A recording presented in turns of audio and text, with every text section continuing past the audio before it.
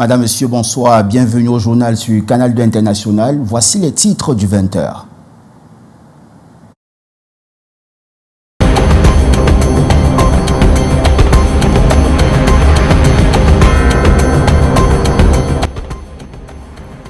Quatre morts et 17 blessés, c'est le bilan provisoire du grave accident de circulation survenu à l'aube de ce dimanche à Ampala, dans la région du Sud. Un camion transportant des billes de bois est entré en collision avec un bus de transport en commun. Le point en ouverture de ce journal avec nos correspondants sur place. Et puis santé publique, l'hôpital de Donankin à Bafia en détresse. Dans le département du Mbamé-Noubo, l'infrastructure sanitaire, jadis fleuron du système de santé camerounais, se trouve aujourd'hui dans un état de dégradation avancée, peinant à répondre aux besoins essentiels des populations. En culture, Cameroun Television Award, 3e édition, et Canal 2 International brille une fois de plus avec 9 prix remportés sur les 36 enjeux. Votre chaîne confirme sa position stratégique dans le paysage audiovisuel camerounais. La cérémonie s'est tenue le 7 février au Palais des Sports de Yaoundé. Son et images à suivre dans ce 20h. Voilà le sommaire de votre journal.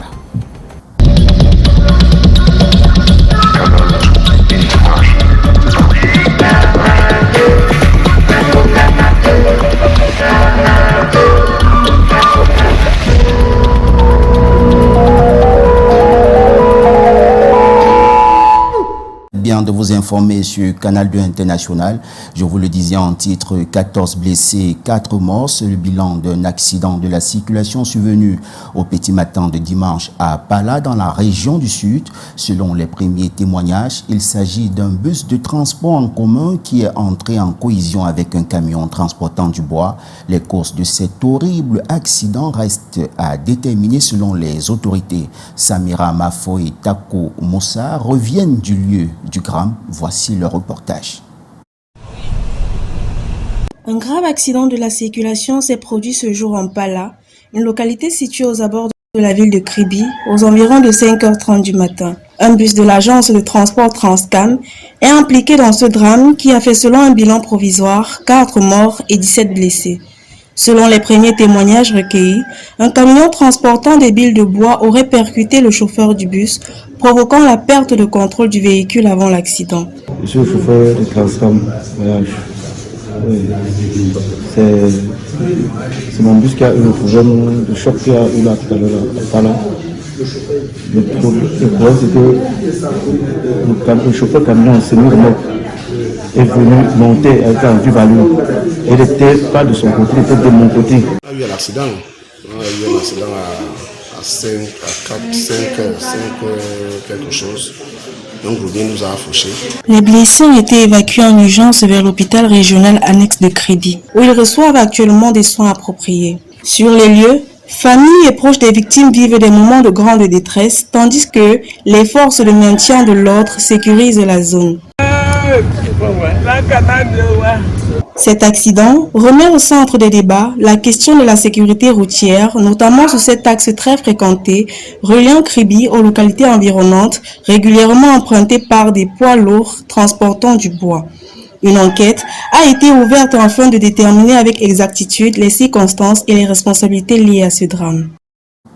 Nos condoléances aux familles éprouvées, prompt rétablissement aux blessés. Parlons de toute autre chose. À présent, se déconnecter de son téléphone portable le temps d'une journée. Le challenge semble difficile pour beaucoup à Yaoundé et soulève même une autre réalité, l'impact économique d'une journée sans smartphone. Notre rédaction a donné la parole aux opérateurs de téléphonie mobile et à un économiste, Daniel Anissé-Boudjé, et Michel Foucault nous en disent plus. Passer une journée sans téléphone portable, un défi presque impossible pour de nombreux acteurs économiques. Dans les rues de Yaoundé, les opérateurs détaillants de téléphonie mobile tirent la sonnette d'alarme. Le téléphone n'est pas un luxe, mais un outil de survie. Notre gagne-pain. Déjà, si la ligne est coupée, pendant toute une journée, les pertes sont vraiment beaucoup.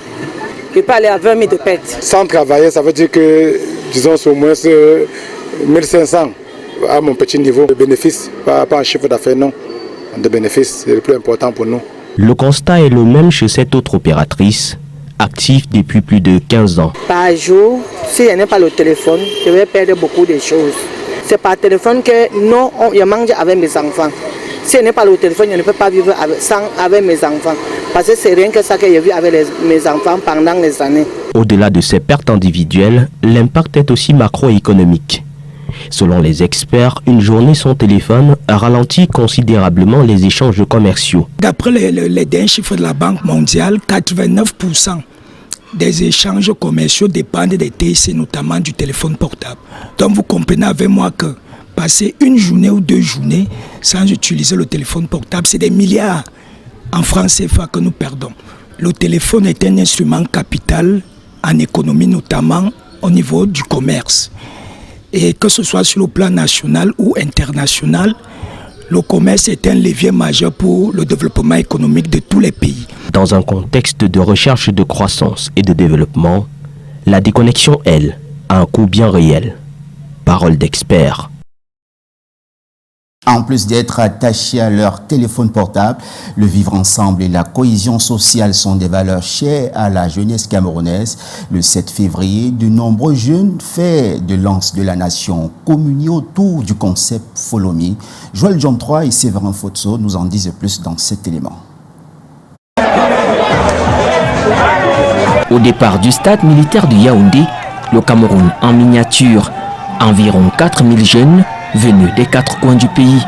Ici, la tribu, l'ethnie ne compte pas, seul compte les valeurs telles que le vivre ensemble et la cohésion sociale, si chères à la République. C'est d'abord l'unité de tous les jeunes Camerounais, de l'ensemble des ethnies, unis pour une même cause, la paix, l'entrepreneuriat. Battre le macadam à travers les rues de la ville aux 7 collines au rythme de décibels et ses couleurs aspergées comme pour marquer leur appartenance à la mère patrie. L'idée originale du concept Follow Me allier partage des moments chaleureux entre jeunes et activités physiques. On n'a eu aucun incident. Tous les participants ont marché malgré les nombreuses collines de la ville aux 7 collines. Nous avons atteint nos objectifs. On n'a pas eu d'essoufflement, on n'a pas eu de cas d'évanouissement. Pour les participants, élèves ou étudiants, cette expérience devrait rester gravée dans les mémoires avec à la clé un sentiment de bien-être. J'ai dansé, je me suis amusée, j'ai sauté. Je me suis vraiment senti bien, je me suis défoulé. C'est pour une bouffée d'oxygène, c'est pour marquer une pause. On a eu des malheurs, on a eu des cas de maladie. On se verse les couleurs, on se verse l'eau, donc il y a la joie en marchant. Follow me est tellement waouh. Après environ une demi-douzaine de kilomètres à pied et dans la bonne humeur, ces jeunes ont fait le plein d'énergie nécessaire pour repartir à l'assaut de leur avenir. Restons avec la jeunesse. L'agriculture et l'élevage ne s'apprennent pas que dans les manuels scolaires. Au lycée d'Oyac, par exemple, où une parcelle est aménagée, plusieurs élèves se sont investis dans le travail de la terre. Entre culture de tomates, poireaux ou élevage de poissons, le savoir-faire est au rendez-vous. Le grand reportage de la semaine est réalisé avec la collaboration de Thierry Nana.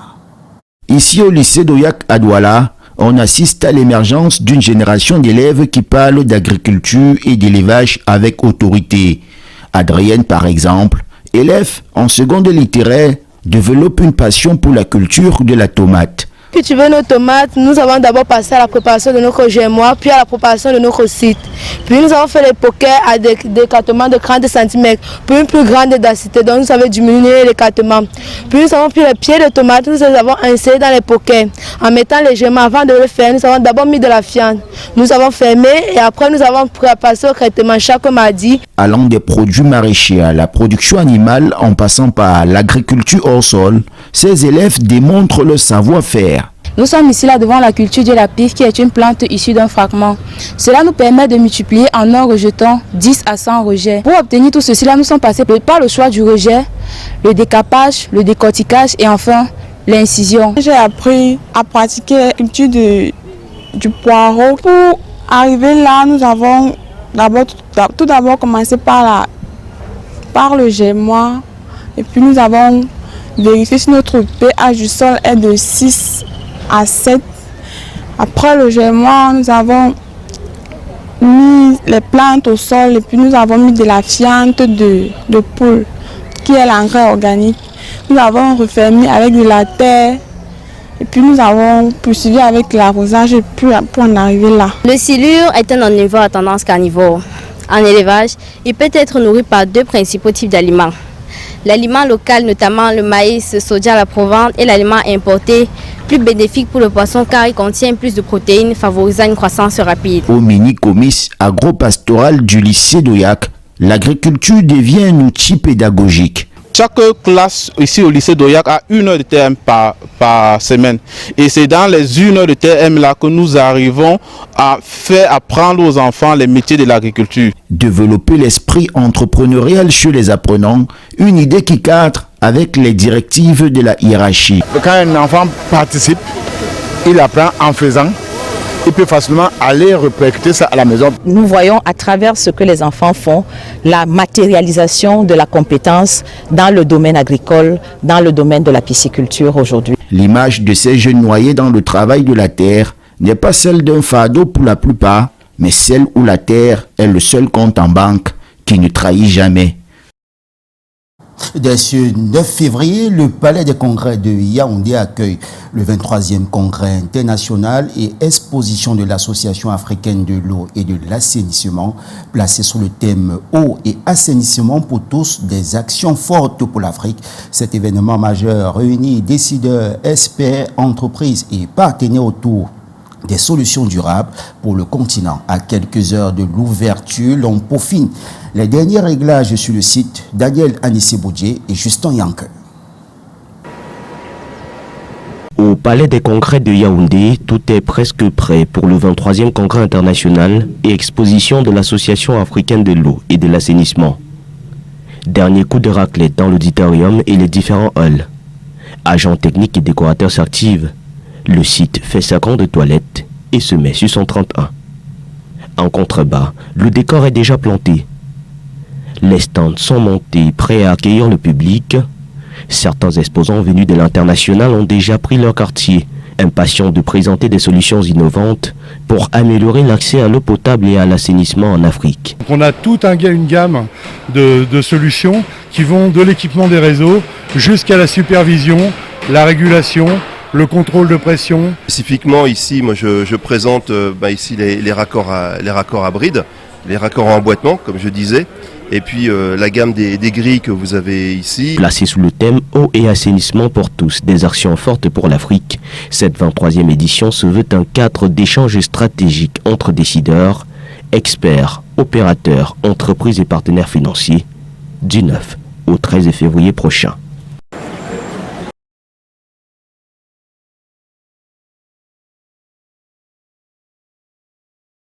Longtemps considérée comme symbole de sagesse, d'autorité et de pouvoir spirituel, la pipe traditionnelle occupe une place essentielle dans les rites et la cosmogonie bamileke. Et dans la région de l'ouest du Cameroun, bien plus qu'un simple objet, elle incarne la parole, la mémoire et le lien entre les vivants et les ancêtres. Ambroise de Foguet, sur les images d'Abraham Sarr, signe le cahier des grands airs de ce dimanche.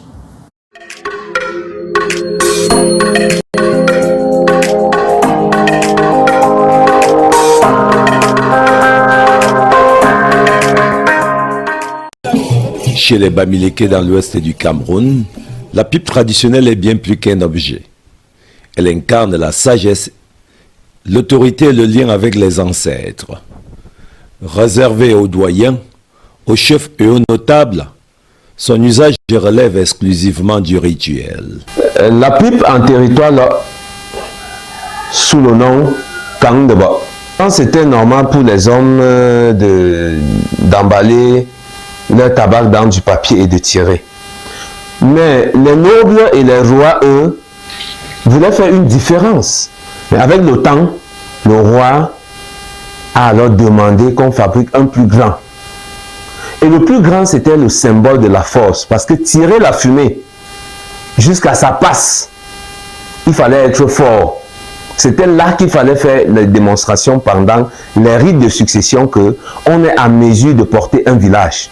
Utilisé lors des grandes palabres, des intronisations et des funérailles, la pipe accompagne les décisions majeures.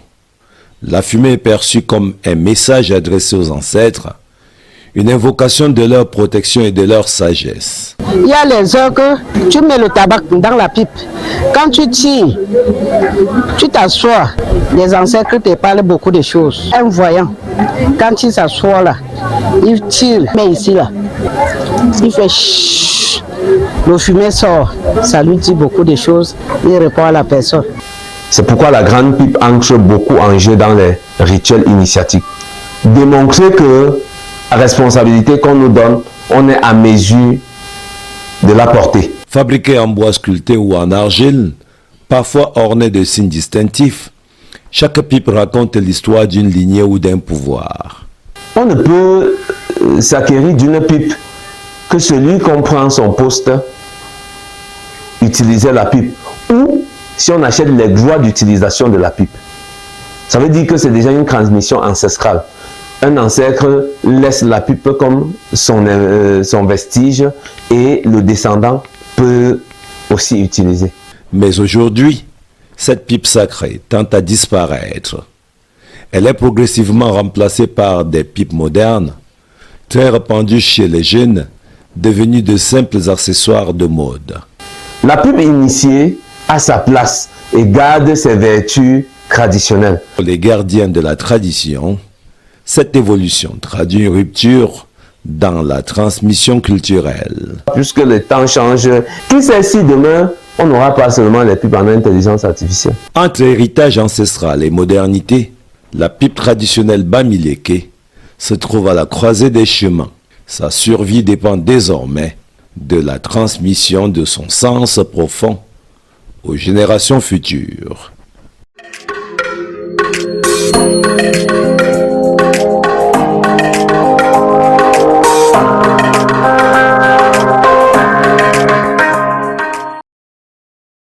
Canada International brille une fois de plus à la 3e édition des Cameroun Television Awards tenue hier 7 février au Palais Polyvalent des Sports de Yaoundé avec 7 trophées glanés sur les 36 possibles. Votre chaîne de télévision confirme son leadership dans le paysage audiovisuel camerounais, son et couleurs d'une cérémonie placée sous la présidence du ministre de la Communication, Daniel Anissé-Boudier et Michel Foucault.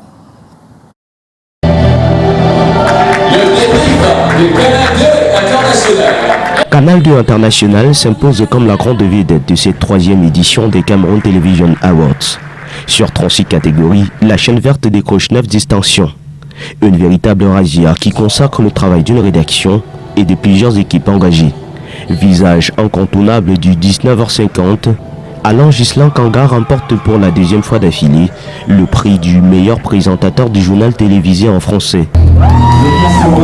Je me sens un peu comme un privilégié parce que quand vous travaillez, ce n'est pas forcément pour avoir un prix. Mais quand vous recevez un prix comme celui-là, ça fait particulièrement plaisir. Mais moi, je suis surtout satisfait de l'ensemble du déploiement des rédactions de Canal 2 International et des correspondants. Parce que, comme je l'ai dit tout à l'heure, ce sont les vrais stars. Figure centrale de cette moisson, Lynn Piedjou marque les esprits avec 2 récompenses. Elle est sacrée meilleure présentatrice de magazine d'information quotidienne. Son programme, le débrief de l'actu, est élu meilleur magazine d'actualité quotidienne de l'année 2025. Je reçois ces 2 prix avec beaucoup d'émotion, d'humilité, de gratitude, surtout que le service de l'information de Canal 2 International m'a fait confiance depuis plus de 6 ans aujourd'hui pour diriger le débrief de l'actualité. Ce n'est pas une tâche facile en tant que femme, recevoir tous ces experts, tous ces hommes politiques et avoir le courage de mener de main de fer ce programme. Je ne peux que dire merci au public, merci aux téléspectateurs, merci à toutes les personnes qui nous suivent, qui nous font confiance. Merci également au CTA à travers Yolande Bodion, la présidente du comité d'organisation. C'est une pression davantage pour continuer de travailler et de faire ce qu'on sait faire, informer. La chronique Mes préférences dans l'émission Culte la Reine vaut à Delphine Fonkoutene le prix de meilleure chroniqueuse de magazine d'information.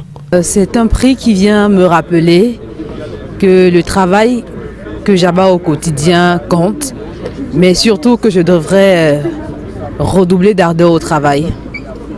Je dois surtout dire merci à tous ceux qui me soutiennent, à Canal 2 International, au top management, au directeur général qui m'a transformé, qui m'a façonné. Merci à tous mes collègues, merci à tous ceux qui m'encouragent au quotidien, même dans l'ombre.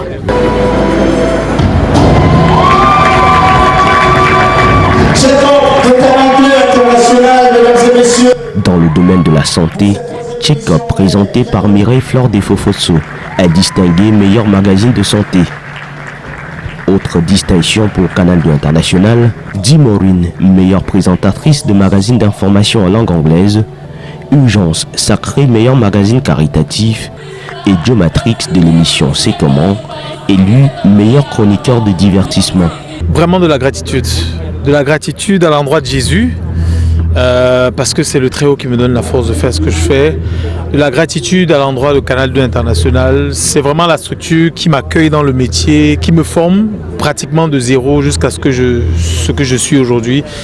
De la gratitude à l'endroit des collègues, parce que je pense que l'environnement de travail est fondamental pour produire quelque chose de bien. Et puis surtout à l'endroit de Madame Yolande Bodjon qui organise les Cameroun Television Awards. Moment solennel de la soirée, le prix spécial attribué au directeur général de Canal 2 International, Joseph Fotso, distingué en premier rang des leaders qui investissent pour une télévision de qualité. C'est la preuve que nous avons bien travaillé, que nous travaillons bien depuis très longtemps, mais surtout que nous devons encore faire mieux pour avoir 15 trophées à la prochaine édition. Présidée par le ministre de la Communication René Emmanuel Sadi, la cérémonie a également distingué des talents venus de l'ensemble du paysage télévisuel camerounais, mais aussi des chaînes africaines, notamment de Côte d'Ivoire. Au-delà de la performance de Canal 2 International, la soirée a également récompensé des talents issus d'autres chaînes de télévision nationales, à l'instar de la CRTV, LTM, Vision 4, Info TV, Balafon, STV, Dash TV, Sun Plus TV, entre autres. Au total, 36 prix étaient en jeu lors de cette 3e édition des Cameroun Television Awards, organisée par Yolande Bodion, promotrice de l'événement. Un rendez-vous devenu une vitrine de valorisation des métiers de la télévision, au terme d'un processus de sélection rigoureux, fondé sur des critères professionnels bien établis. Les lauréats ont été départagés par un jury indépendant, composé de spécialistes des médias. Les membres ont voté individuellement sans se connaître, garantissant ainsi l'objectivité des résultats. Avec cette moisson, Canal 2 International confirme son ambition. Reste une référence de l'excellence télévisuelle au Cameroun.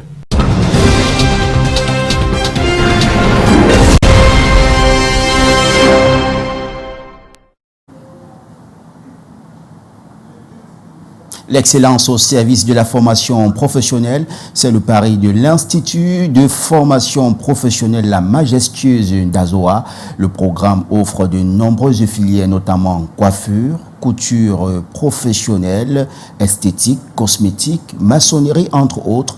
Les apprenants étudient dans un cadre moderne doté d'un plateau technique de dernière génération. Le délégué de la région du centre a visité ces installations et s'est réjoui de cet accompagnement pour lutter contre le chômage. Regardez.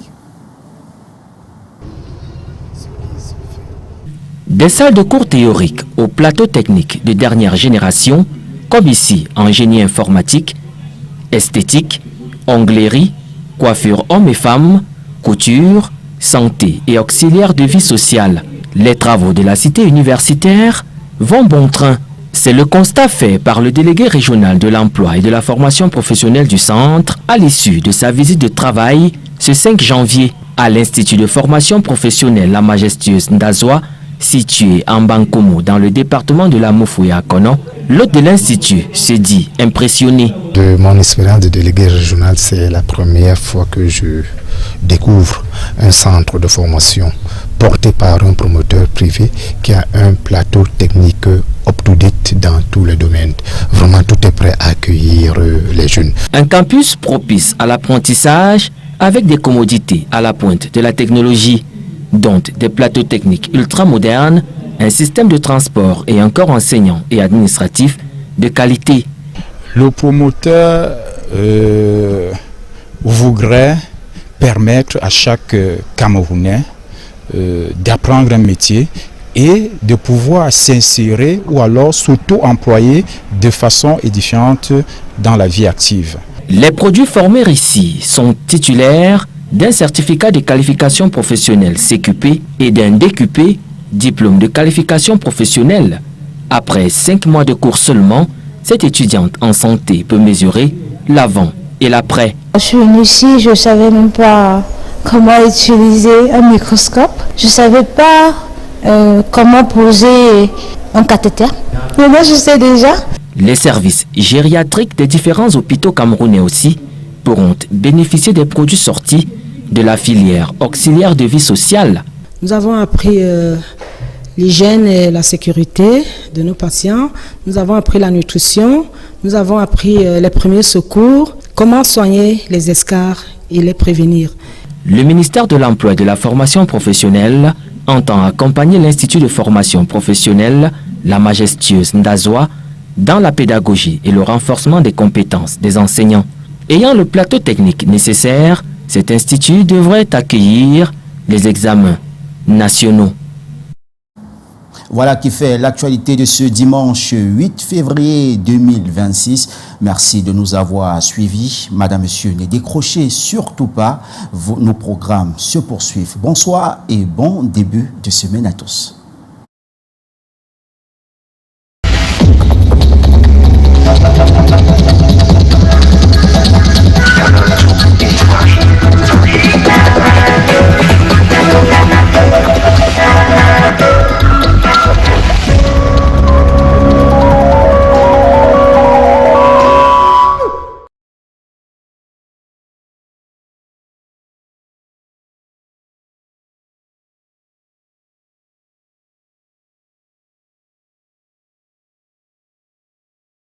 Quand le jeu nous fait vibrer, on vibre avec lui. Rejoins l'action dès aujourd'hui. Visite Bets Central, pense M.